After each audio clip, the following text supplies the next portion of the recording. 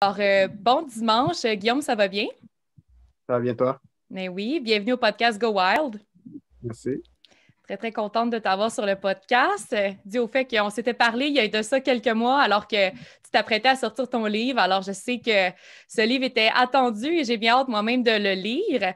Donc, Guillaume, juste pour introduire un peu qui tu es à ceux qui nous écoutent, à la communauté Go Wild. Donc, tu es un directeur photo, tu es un réalisateur, tu es photographe. Puis, depuis 2008, pardon, tu collabores sur différents projets documentaires, publicitaires, fiction. Entre autres, la série Les Flots, la série Tribal aussi sur TV5. Ouais. Tu as voyagé dans plus d'une 60aine de pays. Tu prends des clichés vraiment de tous les genres, autant aérien, terrestre, sous-marin. Donc, tu es vraiment très versatile. Puis, moi, ce que je trouve dans tes clichés, c'est qu'il y a souvent vraiment une très grande sensibilité. Puis, au fil de tes voyages, ce que tu tentes de faire, c'est vraiment de réfléchir, d'amener les gens à réfléchir, partager tes réflexions, autant au niveau écologique, sociologique, etc. Puis, c'est un peu de ça dont j'avais envie de parler aujourd'hui. Donc, non, oui, parler de tes différents périples, mais aussi de parler de comment est-ce que ça a nourri ta réflexion. Donc, encore une fois, bienvenue. Merci.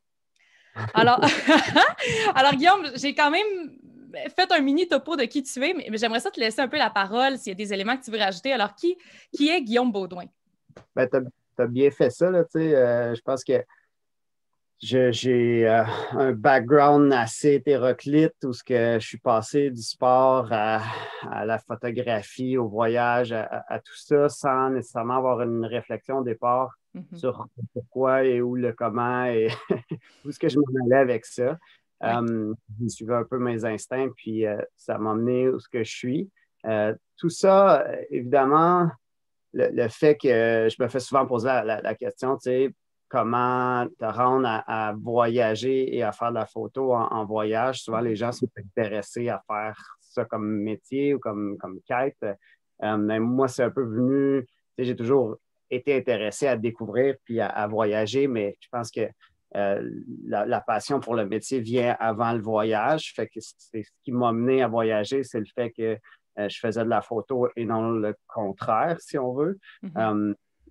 Dans l'optique où j'aurais voyagé quand même, mais le fait d'être payé pour le faire, c'est c'est l'effort que je mets dans la vidéo, dans la photo, qui m'amène à le faire plus que d'autres choses. Fait que, au fil des choses, au cours des années, les gens m'ont associé un peu à quelqu'un qui faisait de l'image de voyage, de wild, de nature, tout ça. Moi, ce qui m'intéresse avant le voyage ou avant la nature, c'est peut-être la relation entre l'homme et la nature. C'est là que j'ai vraiment ma plus grande passion, c'est de voir comment est-ce que cette interaction-là se fait. Puis à travers les grands changements de notre siècle, si on veut, les changements, mais aussi le développement humain, c'est un peu là que je trouve mon inspiration. Génial. Puis, je serais intéressée, je pense que tu l'as dit, tu es un gars de passion. Puis, je pense que, si on remonte à il y a quelques années, ta passion première, c'était le snowboarding. Puis, c'est un peu comme ça que tu as été initié tranquillement par le page Jazz à la vidéo.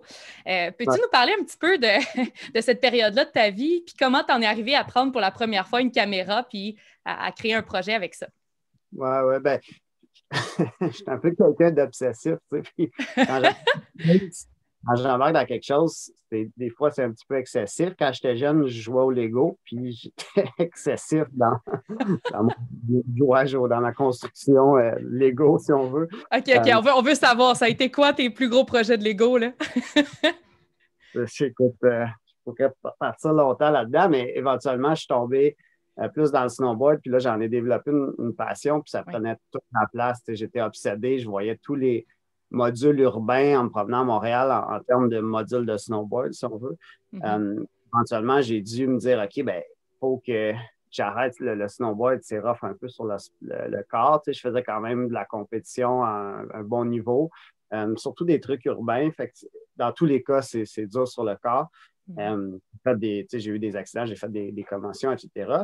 Puis je me suis dit, bon, faut que j'arrête ça. Finalement, c'est pas très bon sur le long terme. Puis, mais le problème, c'est qu'il va falloir que je remplace ça par quelque chose d'autre parce que ça va laisser un trop grand trou dans ma tête.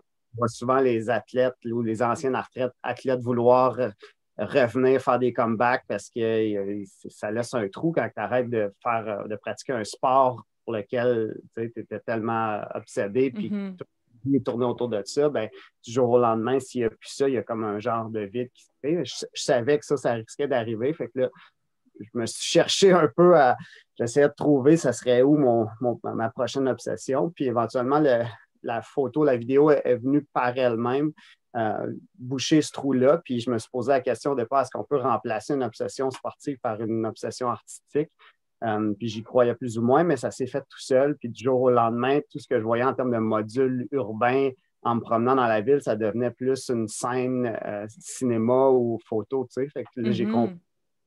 Ça a fonctionné, j'ai réussi ma transition. Puis de là, je suis devenu un petit peu obsédé par tout ça. Puis de fil en aiguille, ben, les voyages se sont accrochés à ça. Puis les projets documentaires, vidéoclips commerciaux, etc. Donc, voilà un peu d'où c'est parti tout ça. Mais oui, j'étais parti. La première fois que vraiment j'ai pris une caméra, je suis parti avec un ami. On a fait un road trip de Montréal jusqu'en Californie. J'avais gagné une compétition qui me donnait un accès à la finale de la compétition en Californie. Puis lui, il avait un événement qu'il voulait aller faire en Californie, à Mammoth Mountain, pour être plus précis. Puis on a décidé de le faire, de partir un peu sur un coup de tête en road trip. Je venais juste d'acheter une caméra. On a commencé à filmer vraiment n'importe quoi qu'il y avait sur notre route. Puis mon ami est très drôle. Moi, c'était pas tant le cas. Même si je voulais. Chacun ses choses, chacun ses points forts. Très bon pour mettre de la vie dans nos petits moments très insignifiants sur la route, mais c'était aussi un des premiers, je pense, vrais road trips sportifs qui existait sur le web. L'espèce de rêve de road trip américain jusqu'en Californie. On l'a vécu un peu en direct avec les gens qui nous suivaient, puis c'est devenu un peu plus quelque chose de sérieux. Éventuellement, nos commanditaires ont dit « OK, on va te donner un petit peu d'argent, puis continue à faire ça, c'est le fun, ça met de la vie dans le sport puis dans ce que vous faites. » Fait on a continué à faire une trentaine d'épisodes dans ce temps-là sur 33 Mag, qui était un peu les premiers, puis ceux qui le faisaient le mieux à ce moment-là, la diffusion web du genre. Fait que, c'est ça l'a mené à plus et à plus et à plus jusqu'à ce que ça devienne un métier. Excellent. Puis, pour ceux qui nous écoutent, puis tu te décris comme étant, encore une fois, quelqu'un d'extrêmement passionné, puis c'est ça qui fait que ça te donne ta drive, puis en même temps, ta volonté d'explorer différentes choses, puis d'amener le niveau de vidéaste / photographe que tu es. Comment est-ce que tu la gardes, cette passion-là? Comment elle se manifeste dans ton quotidien? Ça a l'air de quoi d'être tellement enivré dans sa passion? Bref, je te laisse parler. Comment tu gardes la flamme? C'est une bonne question parce que je vis pas autre chose que ça. Moi, c'est comme ça que je suis. De dire, hey, c'est comment versus d'autres choses, c'est un peu difficile à décrire. Ça a toujours un peu fait partie de moi d'être obsédé par d'avoir quelque chose qui est au cœur de ma vie comme ça. Écoute, je pense pas que je pense à ça. Je cherche pas à être obsédé. Là, ça se fait un peu tout. Je pense que je vais vers ce qui me plaît, puis ce que j'ai envie de faire, puis c'est peut-être de là aussi que vient cette obsession-là qui finit par grandir parce que je suis ces instincts-là. Mais j'ai eu à prendre des décisions à plusieurs moments dans ma vie. J'ai fait un bac en relations industrielles, j'ai travaillé un peu là-dedans, puis j'ai eu à prendre des décisions un peu drastiques de dire, OK, non, c'est pas ça ma vie, puis de tout laisser tomber, là, comme c'est un peu le classique des gens qui se retrouvent à faire des trucs particuliers comme ça. Fait que je n'ai pris 2-3 fois dans ma vie des décisions comme ça qui m'ont bien servi au final. Puis ça, évidemment, je pense que c'est important quand il y a une perte de sens dans ce qu'on fait, ben faut être capable de changer, même s'il y a un risque qui est associé à ça. Donc, voilà. 100%. Puis, je serais curieuse de tranquillement aller vers les différents projets qui ont alimenté tes réflexions de vie, bref, que tu partages dans ton livre. Mais un élément qui a été précurseur à ta traversée en autostop, Across the Salty Road, c'est quand on t'a offert l'opportunité de participer à une collecte de données pour Ocean Cleanup. Je ne sais pas si c'est possible, avant même de nous dire, de nous le détailler, c'est quoi le Ocean Cleanup? C'est quoi ce projet-là, mettons rapidement? Ben, c'est le projet du jeune Boyan Slat. Il n'est plus aussi jeune qu'il l'était, mais quand il avait 16-17 ans, il a lancé l'idée de nettoyer le Pacifique Nord des déchets de plastique qui sont accumulés. OK. Et puis, son entreprise est devenue un truc international alors que beaucoup de médias se sont intéressés à la cause et qui a été capable de récolter des fonds pour en faire quelque chose de sérieux. Là, ben, à mesure qu'on en savait plus sur les données de plastique, ben, il y a des technologies qui sont nées de ça. Au départ, le premier voyage que j'ai fait dans le Pacifique Nord, donc entre Hawaï et San Francisco, c'était pour collecter des données sur la répartition de ce plastique-là dans l'océan, à savoir il était où. Ce qui est à comprendre, c'est que souvent, on a l'image de masse de plastique flotte à la surface, alors qu'au milieu de l'océan, c'est jamais ça. Ça, c'est plus ce qu'on voit près des côtes de l'Amérique centrale, par exemple. Donc, pour être capable de collecter ce plastique-là, il faut savoir il est en quelle concentration, où à peu près, puis il faut être capable de l'amasser, de le mettre en tas. C'est ça le gros défi du Ocean Cleanup. C'est là que les espèces de technologies, et évidemment, ben, il n'y a pas d'électricité facilement accessible dans le Pacifique Nord. Il y a des forces très, très grandes de l'océan et des vents et des courants qui peuvent jouer sur des systèmes qui sont en place puis qui font que ben, tout est fragile, tout est même quand c'est quelque chose c'est ça, d'assez solide, ben, ça ne résiste pas tout le temps. Fait qu'il y a vraiment un défi énorme de technologie et de tout pour faire fonctionner ça. Et c'est là-dessus qu'ils sont toujours aujourd'hui. Il y a des bons résultats qui commencent à sortir de tout ça. Puis on parle vraiment, c'est ça, je pense que le Pacifique Sud, c'est la zone sur la Terre qui est le plus touchée, peut-être que je me trompe, mais par le réchauffement climatique. Je ne sais pas s'il y a des choses que toi, en étant sur place, tu as vues, que tu as constatées. Là, tu me parles de deux choses différentes parce que là, on parlait du Pacifique Nord. Ah, pardon. Oui, on parlait du Pacifique. Entre Hawaï et San Francisco, c'est le Pacifique Nord. C'est là que le plastique est. Le Pacifique Sud, c'est la série d'îles que j'ai faite après ça sur le pouce. C'est différent dans l'optique où dans le Pacifique Nord, c'est là qu'on trouve beaucoup le plastique. Le Pacifique Sud, c'est que c'est des îles qui sont très, très basses souvent. Donc, la montée des eaux, les changements des courants, les vagues sont... Ça les affecte beaucoup, évidemment, toutes les histoires de coraux aussi. Évidemment, partout sur la planète, les changements climatiques, j'ai vu les effets en Afrique beaucoup aussi. Mais dans les débuts, à cause de la montée des eaux et des problèmes que ça peut représenter, oui, c'est vrai que le Pacifique Sud était une zone et encore aussi une zone à risque vraiment importante. Puis on voit beaucoup, beaucoup des signes là. Donc, quand j'ai décidé à partir de notre cueillette de données, quand ça a fini, OK, je vais recommencer un petit peu le début de ça parce qu'en fait, l'idée de ce voyage-là, quand on a été collecter des données dans le Pacifique Nord, au départ, on n'était pas supposé faire ça. On était 4 amis qui étaient supposés faire le Pacifique Sud pour le plaisir, d'aller vraiment naviguer pour le fun, si on veut. Puis là, l'opportunité du Ocean Cleanup qui devait ramasser des données est arrivée. On a décidé d'embarquer, on a traversé. Ça a été hyper difficile. Il y a eu plein d'aventures. C'est ça, ouragans, etc. Hein? C'est de ça que je parle dans le livre. Il y a eu des bris sur le bateau, un ouragan qui a foncé dessus, etc. Puis ben là, en arrivant à San Francisco, on a été remorqué par la garde-côte. Jason, le capitaine, a dit « OK, non, moi, je ne peux pas continuer dans le moment. Peut-être éventuellement, je vais le faire. » Puis là, il est en train d'ailleurs de préparer son bateau pour le faire. Okay. Mais tout ça pour dire que moi, j'ai dit « OK, moi, je veux le faire, le Pacifique Sud, je veux continuer. » J'ai beaucoup aimé ma quête environnementale à travers ça, documenter ces problématiques-là, puis de voir aussi un aspect de réponse à ça, c'était vraiment intéressant. Fait que je veux continuer un peu dans ça. Puis c'est de là un peu que l'idée de le faire sur le pouce est venue. Je ne savais pas si c'était possible, je ne savais pas comment est-ce que je peux aborder ça, puis où chercher, faire quoi. Il n'y avait pas grand-chose en ligne.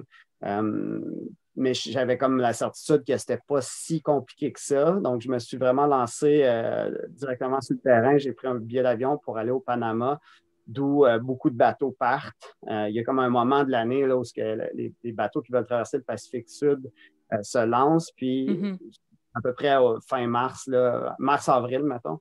Puis, ça dure environ 8 mois. Puis, à cause de la saison des ouragans, tout ça, tout le monde va à peu près au même rythme. Donc, il y a une genre de communauté qui se développe. Donc, je me suis vraiment rendu au Panama. J'ai été erré dans les marinas, puis j'ai été à la rencontre des capitaines et des gens qui pouvaient vouloir m'embarquer pour que comme je lance c'est ça, que je traverse l'océan finalement. Puis Mhm. j'ai fini par trouver un bateau parfait pour la première partie. La première traversée est la plus longue, donc vers les Marquises, en passant possiblement par les Galapagos. Nous, on n'a pas arrêté parce que c'est coûteux et complexe. OK. Mais ça a été un 25 jours sur un bateau qui était très rapide. Ça peut aller jusqu'à 40 jours. Donc, la première moitié quasiment du Pacifique se fait d'une shot. Puis après ça, c'est des traversées de 5 à 10 jours maximum en général. Donc, les Keys font partie de la Polynésie française. C'est une partie c'est peut-être parmi les îles les plus reculées, moins accessibles de la Polynésie ou même des îles du Pacifique. C'est très, très c'est ça, c'est très, très reculé, c'est très wild, c'est très nuageux, pluvieux. C'est des îles avec pas beaucoup de plages, mais très dramatiques visuellement. C'est super beau, la culture est très forte, c'est magnifique. Je Puis reviens un peu en Ouais. arrière, mais je veux dire que Ouais.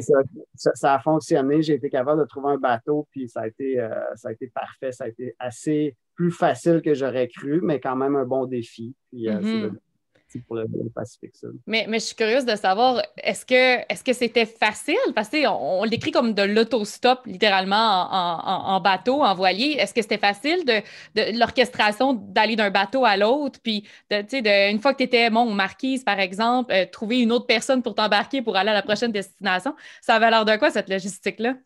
Non, c'est ça. C'était quand même plus facile qu'on aurait pu penser parce que il y a plusieurs bateaux qui partent. Il faut juste être dans les bons temps. Puis il y a des besoins sur ces bateaux-là pour embarquer des gens, puis pour avoir des gens qui font la garde de nuit, si on veut. Là, souvent, OK. c'est un bon rôle. Chacun notre tour, on va passer du temps à l'extérieur à s'assurer que les vents ne changent pas, etc. Ça ne demande pas beaucoup de connaissances. Là. Je ne suis pas un excellent matelot encore aujourd'hui après toutes ces traversées-là. Je n'ai pas trouvé la fibre du matelot, la grande passion qui tourne autour de ça. Pour moi, c'est plus l'exploration puis le moins de sport. Donc, oui, vraiment. Puis, mais c'est ça, c'est plus facile que ça peut en avoir l'air, puis surtout par le fait que c'est vraiment une communauté nomade qui se crée puis qui dure de 8 mois, puis là, tout le monde apprend à se connaître, il y a des événements de bateau, etc., etc. Donc, j'avais, tu sais, dans les dernières îles que j'ai faites, là, j'avais souvent 3-4 options de bateaux sur lesquels je pouvais embarquer. Donc, le plus grand défi, évidemment, excuse-moi, c'est le Panama. Ou pour ceux qui partent des États-Unis, par exemple, le Mexique, ça fonctionne bien aussi, mais je pense qu'il y a plus d'options au Panama. Puis, par la suite, les Marquises, ça a été un bon défi aussi parce que là, j'étais allé dans une petite île, j'avais des besoins spécifiques pour les projets que je voulais documenter. Là, d'ailleurs, je ne l'ai pas mentionné, mais l'idée était de documenter des gens qui prennent action face aux climatiques. Je ne voulais pas juste être dans les constats négatifs. Donc, j'ai été à la rencontre de différents projets. Il y en avait qui avaient été trouvés d'avance, d'autres non. J'ai improvisé à travers ça. Puis ça a été un beaucoup plus grand défi que le hitchhiking, que le fait de faire du pouce en bateau stop, qui faisait beaucoup plus peur au départ, tu sais, de dire, OK, je m'en lance dans quoi? Il y a beaucoup d'incertitudes liées à ça en théorie, mais de trouver des projets, des gens qui prennent action, puis c'est ce qui m'a amené aussi à aller loin dans la culture et à rencontrer des gens extraordinaires. Donc, la hauteur de ce défi-là m'a aussi amené beaucoup de bénéfices, si on veut, en termes de rencontres, puis d'idées ou de trucs que j'ai vus à travers ça. Donc, la partie hitchhiking se fait assez bien. Il y a beaucoup de besoins, comme je dis. Il n'y a pas beaucoup de hitchhikers, donc c'est pas trop difficile. Je le recommande à tout le monde. C'est le plus beau voyage que j'ai fait de ma vie, je pense, assez et de loin, si on veut. Mais voilà, ouais, ça, je pense que c'est une bonne idée. Puis, tu le soulignais, tu dis l'élément important puis qui demandait beaucoup de logistique, c'était de trouver des projets puis d'aller documenter ces gens-là qui prennent action pour le changement climatique. Est-ce qu'il y en a des rencontres et des projets qui sont venus te chercher, qui t'ont inspiré, surpris? Ben oui, à peu près tous les rencontres que j'ai faites sur le sujet m'ont marqué puis ont apporté la chance que j'ai eue, puis un peu, j'ai été capable d'aller chercher une bonne variété d'angles, de solutions. Donc, des problématiques. Donc, je voulais toucher la problématique de la montée des eaux. C'est comme la plus grande, la plus apparente, si on veut, mais il y a aussi le réchauffement des eaux, donc les coraux qui blanchissent. Il y a aussi toutes sortes de problèmes de pollution, mais il y a la surpêche aussi. Il y a vraiment un ensemble de problématiques. Donc, j'en ai touché plusieurs. Puis, les angles de solution, que ce soit l'éducation, que ce soit la recherche et développement, que ce soit du travail plus au niveau social à organiser les gens, etc., ben, il y a vraiment plein d'angles de solutions qui sont possibles. Puis, je cherchais un papier portrait de tout ça, donc j'ai une certaine fierté à travers ça. Mais si on veut des histoires plus spécifiques, ben, l'avocate des baleines à Tahiti, Agnès Benet, qui a été en cours pour défendre les baleines, ça, c'est une super belle histoire. Les jardiniers de coraux, c'est de la recherche. Il y a vraiment des belles histoires. Toutes les histoires sont extraordinaires jusqu'à un certain point. Donc, pour ça, oui, je pense qu'il y a une certaine fierté d'avoir trouvé ces gens-là. Mais évidemment, je pense que le beau de tout ça se vit à travers leurs histoires. Moi, je suis au cœur de ça dans l'optique où j'expose ces histoires-là, mais c'est ces gens-là qui drivent l'histoire du livre ou du documentaire qui s'en vient d'ailleurs. C'est ça que j'allais te mentionner. Je pense que, on en parle, mais on va être capable de littéralement voir le documentaire, je pense, en 2021, là, ça s'en vient.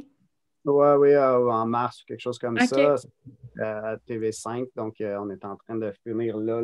Je travaille là-dessus. Je travaille là-dessus ce matin, puis je continue de travailler. OK, excellent.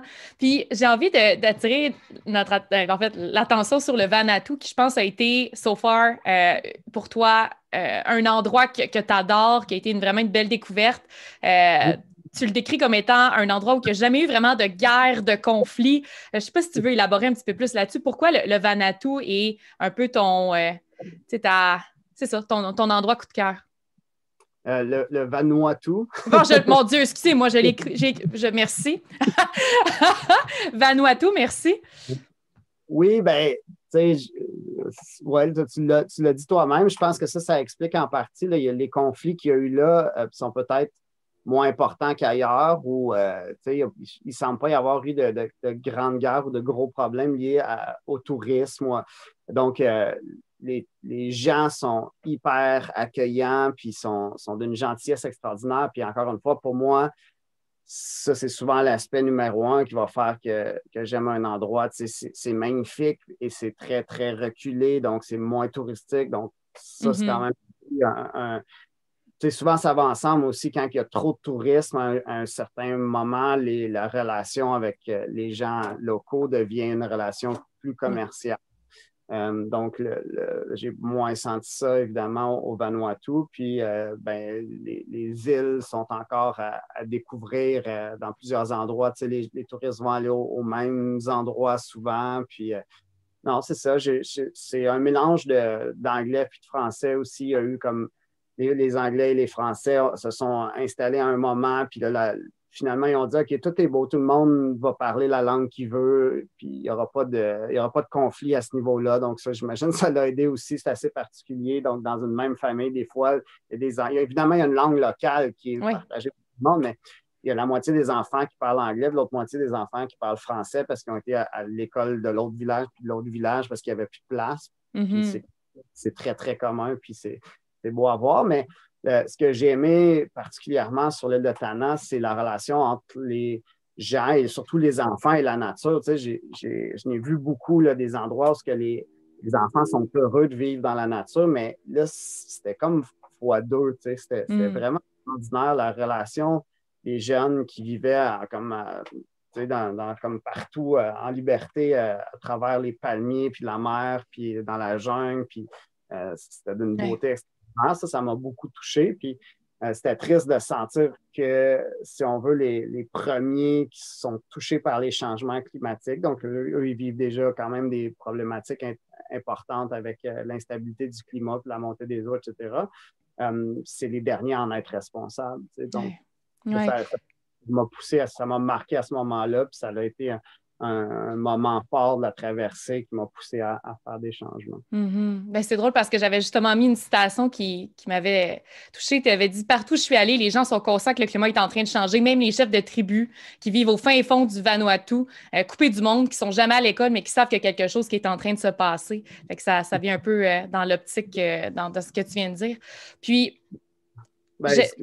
ce que je rajouterais, c'est ça, c'est assez particulier parce que ils ne comprennent pas c'est quoi, ils ne comprennent pas d'où que ça vient, puis c'est pas tout le temps clair, mais ils savent c'est comme s'ils savent qu'il y a quelque chose, ils comprennent un peu que ça vient de notre monde à nous, Ouais. si on que ça les affecte eux, mais qu'ils n'en sont pas responsables, mais ils ne savent pas si ça va, à quel point ça va changer, c'est comme avant, puis, mais évidemment, ça les affecte beaucoup. Hein. Mm-hmm.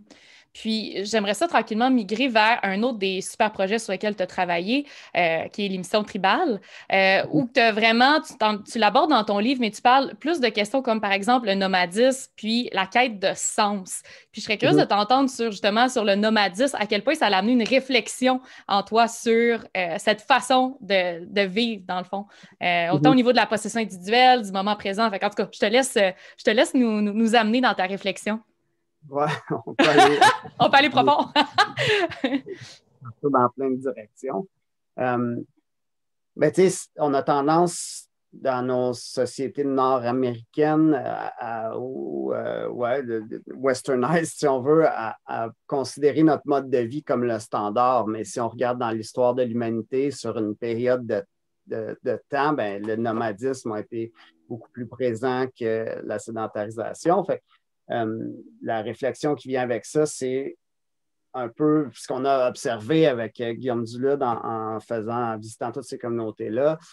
C'est à quel point, par exemple, dès qu'il y a une sédentarisation d'un groupe de gens, il commence à y avoir des rangs qui commencent à se créer, il commence à y avoir une possession individuelle qui commence à exister, puis il commence à y avoir plein de besoins et d'anxiété qui est liée à ça. Donc, la réflexion que j'ai eue, c'est de dire, OK, nous, on voit tout ça, ce monde-là, puis nous, on est dans l'extrême de ça, là, de la possession. On possède tout individuellement, alors que les besoins, c'est pas vrai que chaque personne sur la planète a besoin d'avoir une tondeuse. C'est comme d'un ridicule. Tu l'utilises 2 fois par mois, peut-être au max 1 fois par semaine pendant l'été, mais toutes ces de la partager. De consommation, puis évidemment, la planète ne peut pas vivre toute cette pression-là, parce que si chaque personne devait avoir sa voiture, sa tondeuse, son bateau, ça ne fonctionnerait pas. Donc, c'est ça, il y a une réflexion sur le partage, sur la possession individuelle, puis aussi sur comme je dis là, le fait que ça apporte une pression sur notre système émotionnel à nous d'avoir toutes ces possessions-là, toute cette gestion-là. Chaque possession qu'on a occupe un espace dans notre système émotionnel, si on veut. Puis, tout ça est peut-être pas la meilleure façon de vivre ou de voir les choses. En gros, c'est un peu ça. Oui, non, mais je trouve ça. Est-ce que toi-même, ta façon de vivre, par exemple, ici à Montréal, ou est-ce que tu sens que tu es plus dans un mindset de partage, justement, avoir moins, puis partager certains éléments que tu peux partager, ou comment ça a influencé ton mode de vie à toi? Oui, évidemment, moi, j'ai toujours vécu aussi dans ce monde-là, donc les changements que je fais sont très, très progressifs, puis je ne me donne pas la pression d'être parfait à ce niveau-là. Je pense que ça, c'est une des choses les plus importantes dans la façon qu'on aborde le changement, puis les problématiques des changements climatiques, c'est de ne pas se mettre la pression du jour au lendemain de devenir parfait, parce que, évidemment, ça crée plus de problèmes que de solutions. Ouais. Mais oui, je partage une voiture avec ma mère. Je fais des efforts à différents niveaux. Puis je pense que c'est un peu comme ça qu'il faut faire. Il faut faire un effort qui est sincère, sans qu'il soit fait dans différents aspects de notre vie. Puis tranquillement, quand on voit qu'une grande partie de la population adopte un geste, c'est là que ça devient plus facile. Parce que si tout le monde le fait, tu peux plus. Fait que le plus difficile, c'est d'être dans les premiers à adopter un geste, puis après ça, de dire non. Récemment, j'ai dit non à certains contrats ou à certains voyages parce que, évidemment, la consommation liée à l'aviation, c'est hyper problématique. Donc, c'est un effort que que les gens commencent à faire puis qu'on commence à sentir, mais ces questions-là, souvent, ne sont même pas là. Est-ce que je fais ça parce que, pour l'environnement? Oui. Tu le fais parce que l'autre le fait versus avoir vraiment la réflexion individuelle C'est que parce que ça connecte avec toi ou?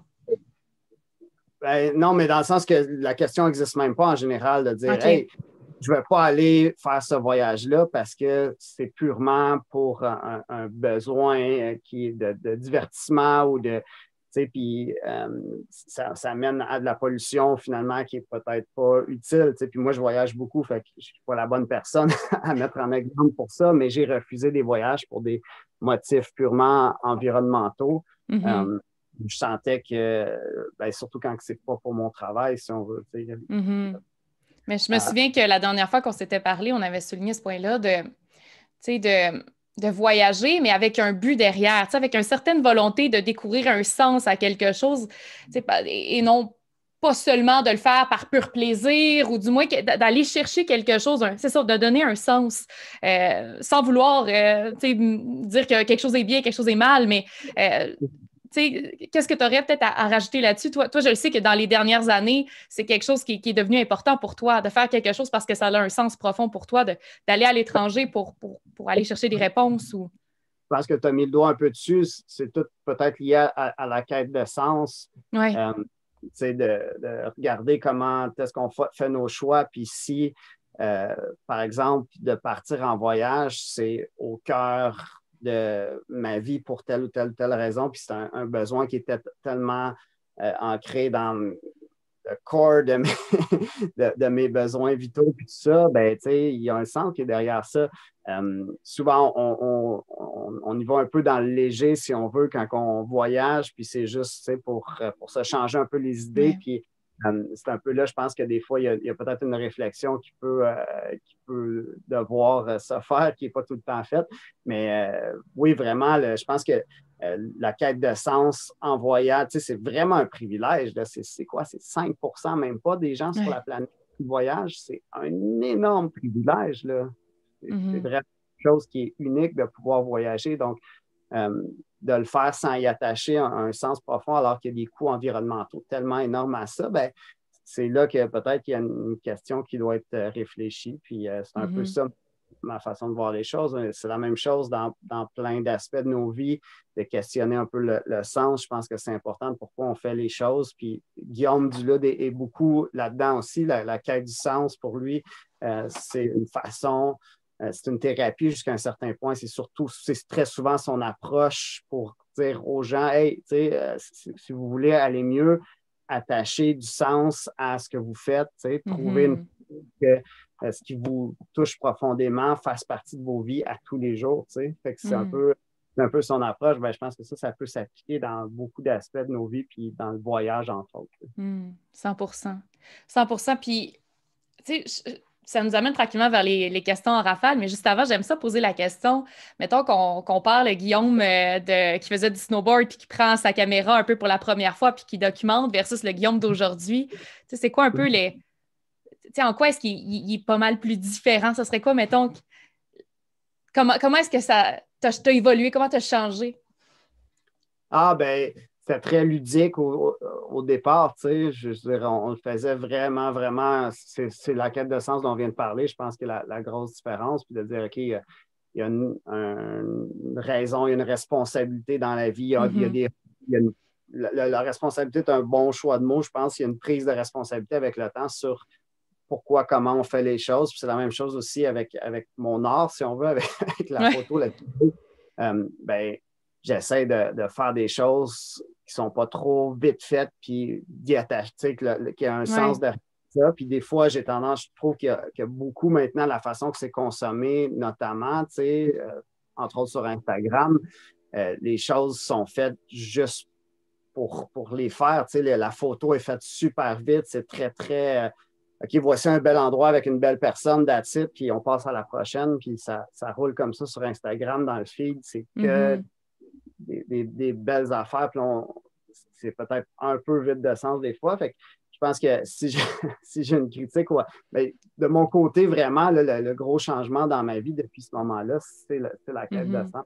C'est le fait d'essayer de creuser à savoir pourquoi il y a une responsabilité derrière ça, puis où est-ce qu'elle va, puis où est-ce qu'elle peut nous amener. Tu sais. Mm-hmm. Puis j'ai envie d'en parler, en fait, d'aller vers ton livre avant les questions en rafale, parce que ça, c'est un des plus récents projets qu'on pourrait dire, qui est un peu comme à mi-chemin entre le récit de voyage puis le documentaire. T'exposes tes belles photos, puis justement les 3 projets dont on a parlé précédemment. Tu sais, ce livre-là, c'est quoi l'objectif principal de ce livre-là? Écoute, je ne sais pas s'il y a un objectif. Je pense que de toucher les gens puis de faire réfléchir un peu serait l'objectif, mais tu sais, je ne l'ai pas fait en me disant faudrait que les gens parlent de Ouais. moi, je l'ai vécu. Tu sais, sinon, peut-être de partager un peu je l'ai vécu, puis mes réflexions, ça serait peut-être ça l'objectif, mais je l'ai fait, tu sais, puis je l'ai vécu un peu sans me dire, hey, je pars en voyage, puis je vais sortir de ce voyage-là avec cette réponse-là. J'avais un peu un questionnement au niveau de la responsabilité individuelle, puis je pense que c'est beaucoup amené dans le livre, puis c'est... mais ouais, quand je me suis aussi fait proposer le livre sans me dire un jour, hey, je vais être auteur. Ouais. Je ne savais pas, tu sais, puis c'est arrivé un peu de même. Je me suis dit, hey, je ne sais pas si je suis capable de faire un livre. OK, let's go, j'embarque. Puis donc, c'est un peu au hasard des choses que j'ai embarqué dans cette histoire-là. Puis je me suis rendu compte avec le temps, en réfléchissant et en travaillant là-dessus, qu'il y avait une certaine réflexion qui pouvait être le fun à partager. Puis c'est sans plus de prétention que je l'ai dit. Mais oui, je pense qu'au cœur de tout ça, comme je dis là, c'est un peu l'aspect de la responsabilité. Puis, tu sais, au départ aussi, c'est sûr que le but, c'est de faire voyager les gens, puis que les gens, tu sais, ma façon de partager mon questionnement au niveau environnemental, c'est à travers un peu l'aventure ou la beauté du monde, tu sais, puis les côtés uniques, puis je ne cherche pas à faire juste découvrir les constats difficiles aux gens, je le fais vraiment pour aussi amener une certaine forme d'inspiration, si on veut. Là. Parce que c'est bon de savoir que mon livre, c'est pas juste hey, prenez vos responsabilités. Oui, 100%. Ben, inspirer les gens à voir qu'est-ce qui est possible de faire aussi, puis de voir que l'action à l'échelle humaine se fait, puis c'est ça, d'amener de montrer ce qui se fait, puis comment nous, on peut faire quelque chose à notre échelle aussi. Mais écoute, Guillaume, est-ce que tu es prêt pour les questions rafales? Oui, vas-y. All right. Donc, une peur que tu as laissée aller dernièrement? Je sais pas. Ouais, les questions rafales sont pas tant rafales. OK. Ouais, attends, je suis sûr que j'ai une réponse à ça. Peur que j'ai laissé aller. Non, c'est ça. Faudrait que ce genre de questions-là, il faudrait que j'aie le temps d'y penser parce que j'ai pas de réponse. On va l'écrire en caption. On va l'écrire en caption en dessous quand on va sortir l'épisode. La communauté reculée où tu serais resté le plus longtemps? Tu aurais aimé rester plus longtemps? Il y a quelle au Vanuatu, comme je disais, là, la communauté de l'île de Tana, ou sinon les Hadza en Tanzanie, les Hadzabe du lac Eyasi, là, qui vivent encore vraiment un mode de vie traditionnel. C'est les seuls là, que je peux dire que vraiment dans toute la série tribale, ils vivent à 100% le mode de vie nomade traditionnel. Alors que les autres, il y a tout le temps un peu de changement qui se vivait à gauche, à droite, on le sentait plus, mais eux, c'était assez... le tir à le chasser à l'arc, ça n'existe plus presque sur la planète. Mais eux, ils vivaient vraiment. OK. Excellent. Puis, un sujet que tu souhaites explorer, documenter prochainement, quelque chose qui habite tes pensées? Tout ce qui est lié au changement me touche beaucoup. Donc, je vais peut-être continuer un peu dans la veine de ce que j'ai commencé à faire en voyageant puis en allant rencontre des gens qui vivent ou qui ont une vision du changement sur comment l'aborder, etc. Mm-hmm. Donc, je pense que je continuerai un peu vers ça. Ouais. OK, le changement. Génial. Est-ce que tu es plus montagne, forêt ou océan? Je dirais montagne-forêt. OK. Un mix des deux. Excellent. Puis on termine avec un fait wild sur toi. Un fait wild? Que personne ne connaît. Ouais, j'ai l'air pas... Ben, tu sais, je sais pas, j'ai l'air sérieux comme ça, mais je suis pas très sérieux dans la vie de tous les jours. Je pense que ça touche beaucoup plus à mon travail. Tu sais, quand je fais des entrevues comme ça, je suis assez dans les réflexions puis dans le questionnement, tout ça, mais j'aime bien, ouais, je suis quelqu'un qui n'est pas trop sérieux dans la vie de tous les jours, si je peux. Si je peux Fais-nous me une petite blague, Guillaume. Fais-nous une petite blague pour terminer. Non, c'est vrai. C'est une blague. Ouais. Mais écoute, je te remercie énormément. Merci, merci. Et pour ceux qui désirent te suivre, puis surtout se procurer ton livre, où est-ce qu'on fait ça? Il est un peu partout dans les librairies. Sinon, sur le site de Parfum d'encre pour le commander, c'est la courte échelle aussi, ou les Renaud-Bré et compagnie. Là. Excellent. Puis on peut te suivre sur Instagram. Est-ce que tu as une page Facebook aussi, Guillaume? Instagram, Guillaume BD et ma page Facebook, Guillaume Baudouin, assez facile à trouver, je crois. OK. Excellent. Mais je te souhaite un super beau week-end. Puis on continue de te suivre sur les réseaux. Puis on a hâte de voir le beau documentaire Across the Salty Road bientôt. Oui, ça va s'appeler Escale, en fait, la version française. Ah! Non, ça se peut que le nom change. Fait que je ne m'avancerai pas trop tout de suite, mais allons-y comme ça. Parfait. Prends soin de toi, Guillaume. Merci beaucoup à toi. Bonne bye bye.